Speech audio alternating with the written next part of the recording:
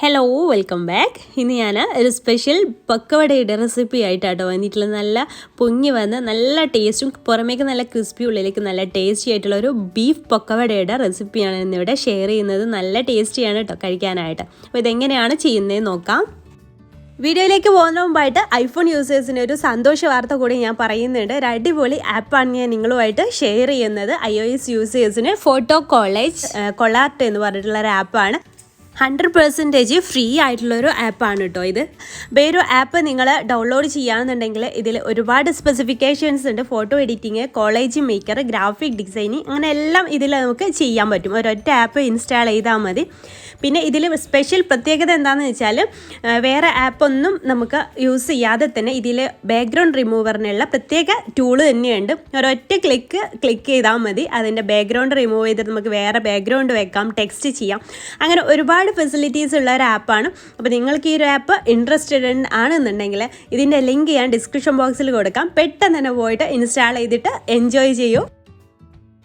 അപ്പോൾ ഇനി നമുക്ക് നമ്മുടെ പൊക്കവടയുടെ വീഡിയോയിലേക്ക് കിടക്കാം അല്ലേ. അപ്പോൾ അതിന് വേണ്ടിയുള്ള ഇൻഗ്രീഡിയൻസ് ഒക്കെ ഒന്ന് നോക്കാം. അപ്പോൾ ഞാൻ ചെറിയൊരു സവാള ഇതുപോലെ ചെറുതായിട്ട് അരിഞ്ഞതാണ്, അതൊരു ബൗളിലേക്ക് ഇട്ട് കൊടുക്കുന്നുണ്ട്. വലിയ സവാളയൊക്കെ ആണെന്നുണ്ടെങ്കിൽ ഒന്നിൻ്റെ പകുതി മതി. നമുക്ക് പൊക്കവടയിലേക്ക് ഒരുപാട് ഉള്ളിയുടെ ആവശ്യമൊന്നും ഇല്ല കേട്ടോ. പിന്നെ അതിലേക്ക് ഒരു രണ്ട് തണ്ട് കറിവേപ്പില ചെറുതായിട്ട് അരിഞ്ഞതും, മല്ലിയില ചെറുതായിട്ട് മല്ലിയിലേക്ക് നമ്മുടെ ടേസ്റ്റിന് അനുസരിച്ചാണ്. പിന്നെ ചെറിയൊരു പീസ് ഇഞ്ചി ചെറുതായിട്ട് അരിഞ്ഞത് ചേർത്ത് കൊടുക്കുക. പിന്നെ ഒരു പച്ചമുളക് ചെറുതായിട്ട് അരിഞ്ഞതും കൂടെ അതിലേക്ക് ആഡ് ചെയ്ത് കൊടുക്കുന്നുണ്ട്. അതൊക്കെ നമ്മുടെ എരിവിനനുസരിച്ചാണ്, ഞാൻ ഒന്ന് മാത്രമേ എടുത്തിട്ടുള്ളൂ. പിന്നെ നമുക്ക് മെയിനായിട്ട് വേണ്ട ഇൻഗ്രീഡിയൻറ്റ് ബീഫാണ്. ഞാൻ ഫ്രൈ ചെയ്തെടുത്തിട്ടുള്ള ബീഫ് ചെറുതായിട്ട് ഇങ്ങനെ പിച്ച് ചെയ്തതാണ്. അപ്പോൾ ബീഫിന് പകരം നിങ്ങൾക്ക് ചിക്കനും യൂസ് ചെയ്യാം കേട്ടോ. അപ്പോൾ ഇത് ചിക്കനോ ബീഫൊക്കെ ആകുമ്പോൾ നല്ലൊരു ടേസ്റ്റാണ് നമ്മുടെ ഈ ഒരു പൊക്കവടയ്ക്ക്. പിന്നെ വളരെ കുറച്ച് ഒരു നുള്ളോ ഒക്കെ മഞ്ഞൾപ്പൊടി ചേർത്ത് കൊടുക്കാം. പിന്നെ ഒരു 1/2 ടീസ്പൂണ് കാശ്മീരി മുളക് പൊടിയാണ് കേട്ടോ ചേർക്കുക. അതൊരു കളറിന് വേണ്ടിയിട്ടാണ് കാശ്മീരി മുളക് പൊടി എടുത്തിട്ടുള്ളത്. കടയിലൊക്കെ അവർ കളറാണ് കേട്ടോ ആഡ് ചെയ്യുക. അപ്പോൾ അതിന് പകരമാണ് കാശ്മീരി എടുത്തിട്ടുള്ളത്. പിന്നെ 1/2 ടീസ്പൂണ് ബീഫ് മസാലയാണ് കേട്ടോ ആഡ് ചെയ്ത് കൊടുക്കുന്നത്. അപ്പോൾ ചിക്കനാണ് നിങ്ങൾ യൂസ് ചെയ്യുന്നതെന്നുണ്ടെങ്കിൽ ചിക്കൻ മസാല ആഡ് ചെയ്ത് കൊടുത്താൽ മതി. പിന്നെ ആവശ്യത്തിനുള്ള ഉപ്പും 2 ടേബിൾ സ്പൂണ് തൈരുമാണ് ചേർത്ത്. തൈര് അത്യാവശ്യം പുളിയുള്ള തൈര് തന്നെയാണ് കേട്ടോ, 2 ടേബിൾ സ്പൂണ്.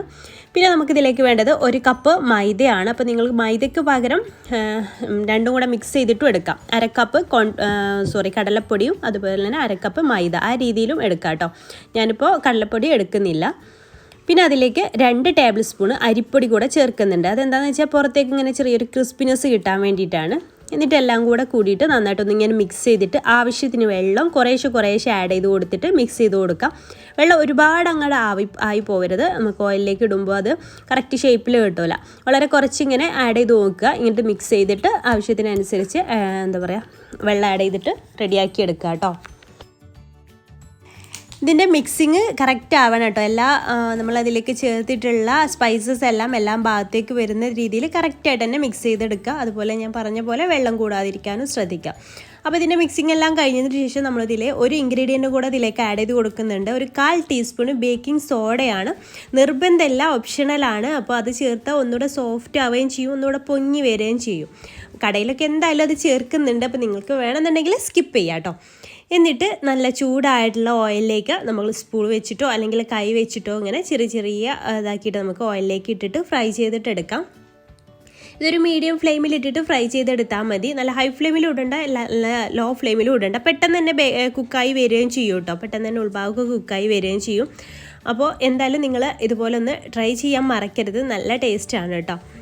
പിന്നെ ഞാൻ പറഞ്ഞല്ലോ 1/2 കപ്പ് കടലമാവും അതുപോലെ തന്നെ 1/2 കപ്പ് മൈദയും ചേർത്തിട്ട് അങ്ങനെ മിക്സ് ചെയ്തിട്ട് നിങ്ങൾക്ക് ഉണ്ടാക്കിയെടുക്കാം. അപ്പോൾ ഒരു സൈഡൊക്കെ ഒന്നിങ്ങനെ ഗോൾഡൻ ബ്രൗൺ കളർ ആകുന്ന സമയത്ത് നമുക്ക് മറിച്ചിട്ട് കൊടുക്കാം. നല്ല പൊങ്ങി വന്ന് നല്ല അടിപൊളിയായിട്ട് നമ്മുടെ ഈ പൊക്കവട കിട്ടിയിട്ടുണ്ട്. കഴിക്കാൻ നല്ല ടേസ്റ്റാണ് കേട്ടോ. ഈ രീതിയിൽ തയ്യാറാക്കി അങ്ങനെ ഉള്ളിൽ ചിക്കനോ അല്ലെങ്കിൽ ബീഫോ ഒക്കെ ഇങ്ങനെ കടിക്കാനും കൂടെ ഉണ്ടാകുമ്പോൾ നല്ല ടേസ്റ്റാണ്. അതുപോലെ തന്നെ ഒട്ടും ഓയിൽ കുടിക്കൊന്നും ഇല്ല കേട്ടോ ഇതിന്. അങ്ങനെ സ്പെഷ്യലായി സാധാരണ ഒരു നോർമൽ സ്നാക്കിനൊക്കെ ഓയിൽ കുടിക്കുന്ന അത്രയൊക്കെ ഇതിനും കുടിക്കുള്ളൂ. അല്ലാതെ ഓവറായിട്ട് ഓയിൽ കുടിക്കുന്ന അതൊന്നും ഇതിനുണ്ടാവില്ല. അതുപോലെ തന്നെ പെട്ടെന്ന് ഉണ്ടാക്കിയെടുക്കാനും പറ്റുന്ന ഒരു സ്നാക്കാണ്. അപ്പോൾ നിങ്ങൾക്ക് ഈ വീഡിയോ ഇഷ്ടമായി എന്ന് വിചാരിക്കുന്നു. ഇഷ്ടമായാൽ ലൈക്ക് ചെയ്യാനും ഷെയർ ചെയ്യാനും മറക്കരുത്. പിന്നെ നമ്മുടെ ചാനൽ സബ്സ്ക്രൈബ് ചെയ്യാത്തവരുണ്ടെങ്കിൽ പ്ലീസ് ഒന്ന് സബ്സ്ക്രൈബ് ചെയ്തിട്ട് സപ്പോർട്ട് ചെയ്യുക. അപ്പോൾ ഇൻഷാ അല്ലാഹ് പുതിയൊരു നല്ലൊരു വീഡിയോ ആയിട്ട് നമുക്ക് അടുത്തൊരു ദിവസം കാണാം. താങ്ക്